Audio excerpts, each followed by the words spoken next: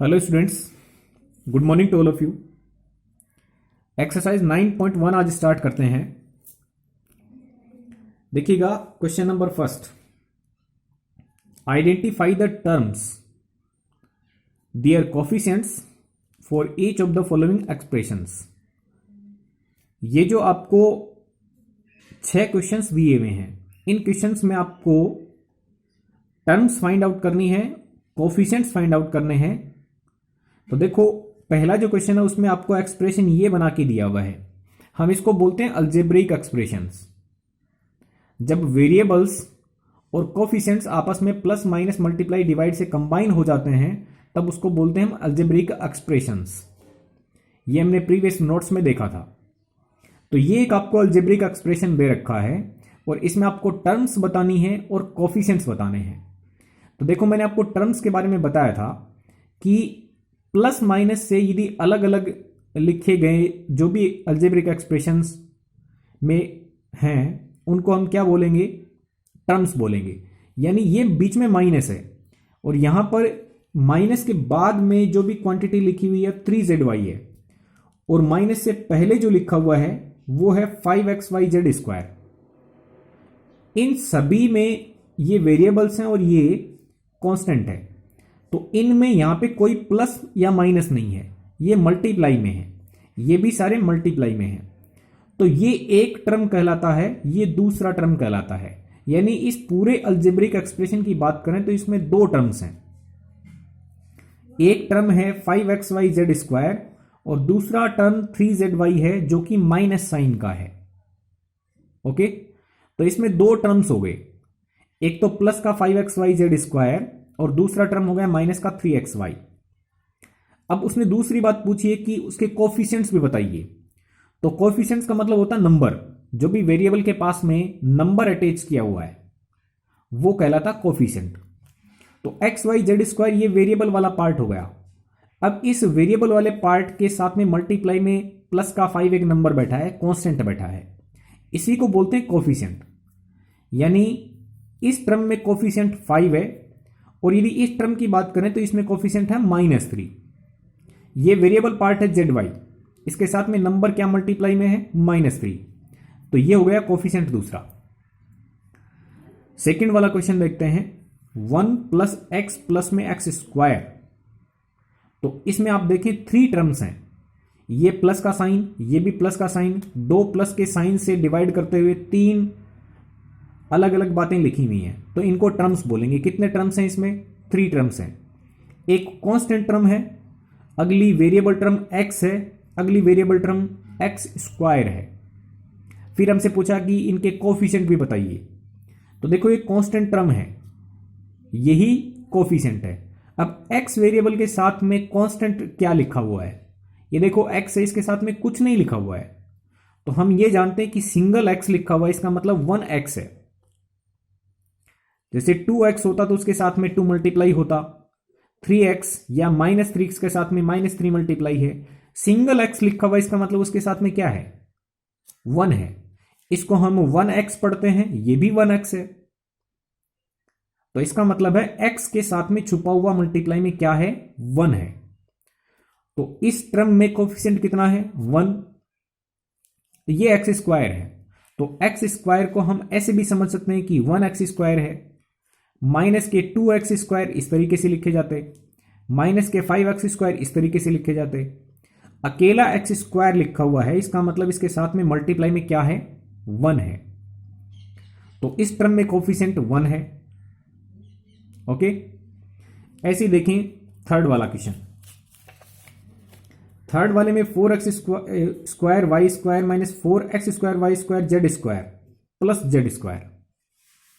तो देखें इसमें टर्म्स कितने हैं? इसमें 3 टर्म्स हैं, एक में माइनस है, एक में प्लस है।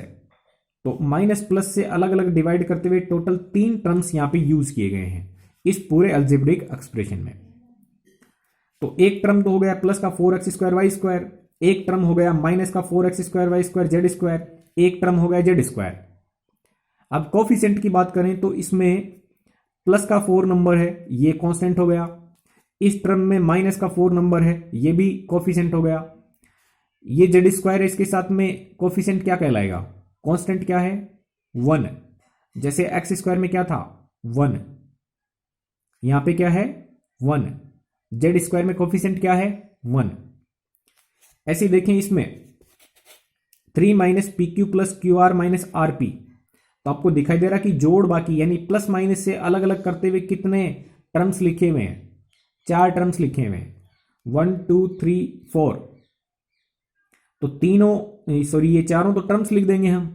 अब कोफिशिएंट भी पूछे हैं तो कांस्टेंट टर्म में ये सेम रहेगा।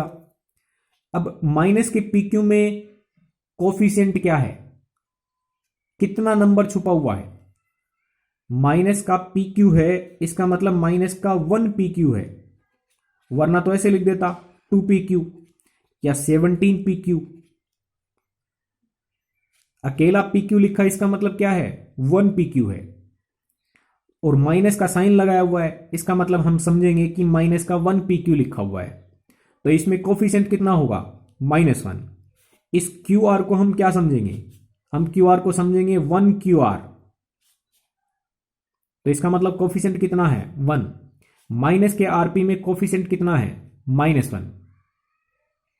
ओके, 5 वाला पार्ट देखें, x/2 plus y/2 minus xy, इसमें कितने टर्म्स हैं, इसमें आपके 3 टर्म्स हैं, ये प्लस ये माइनस, इन दोनों साइंस से डिवाइड करते हुए एक्सप्रेशन में टोटल कितने टर्म्स बनाए गए हैं 3।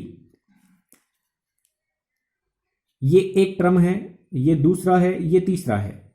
तो अब निशान के साथ में देखेंगे तो टर्म्स में प्लस का x/2 है, प्लस का y/2 है और माइनस का xy है, यानी टोटल इस एक्सप्रेशन में 3 टर्म्स हैं। कोफिशिएंट की बात करें तो देखो इस x के साथ में नंबर क्या लिखा हुआ है, इस x/2 में 1/2 इंटू x, यानी नंबर लिखा हुआ 1/2। तो ये हो गया इसका कोफिशिएंट। ऐसे ही y/2 को हम लिख सकते हैं 1/2 इंटू वाई, क्योंकि न्यूमरेटर होता है वो इससे मल्टीप्लाई हो जाता है, डिनोमिनेटर नहीं होता है। y को मल्टीप्लाई करेंगे 1 से, यानी y अपॉन कितना 2। तो इस वाले टर्म में कोफिशिएंट कितना है 1/2। माइनस का xy, तो माइनस के xy को हम क्या समझेंगे, माइनस का 1xy।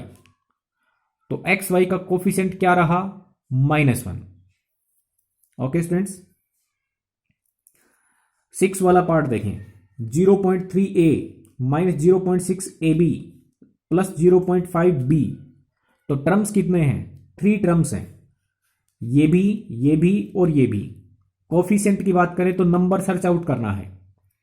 तो देखो इस a के साथ में नंबर कितना लिखा हुआ 0.3 प्लस का 0.3, ये कोफिशिएंट है। ए बी वाले पार्ट का कोफिशिएंट है माइनस का 0.6 और बी के साथ में लिखा हुआ 0.5, तो ये इसका कोफिशिएंट रहा। तो तीनों टर्म्स के हमने कोफिशिएंट भी साथ में लिख दिए हैं। ओके स्टूडेंट्स, अब हम बात करेंगे नेक्स्ट क्वेश्चन की।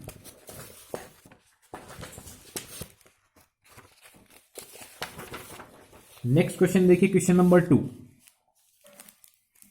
Classifying the following polynomials as monomials, binomials, trinomials, and which polynomial do not fit in any of these 3 categories।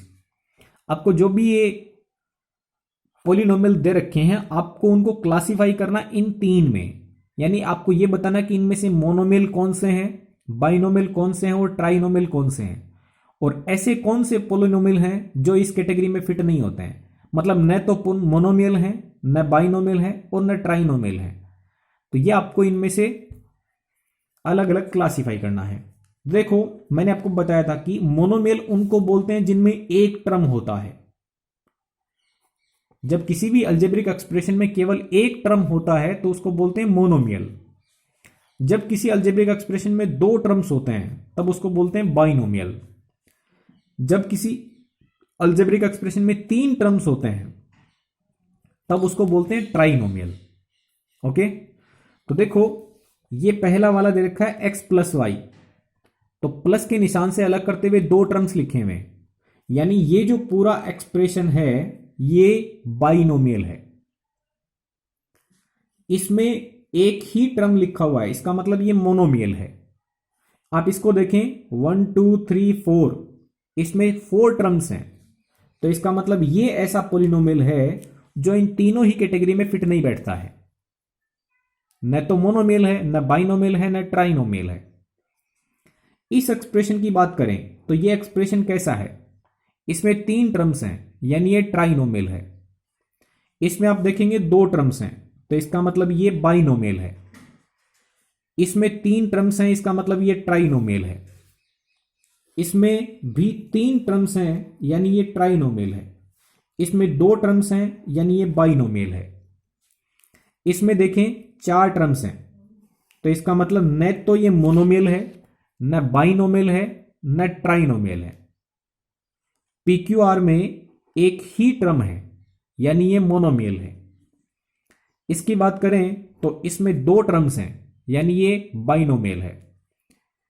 इसमें भी 2 टर्म्स हैं, यानी ये बाइनोमियल है। ओके स्टूडेंट्स, तो ऐसे आपको इनमें क्लासिफाई करना आना चाहिए। Okay students, thank you very much.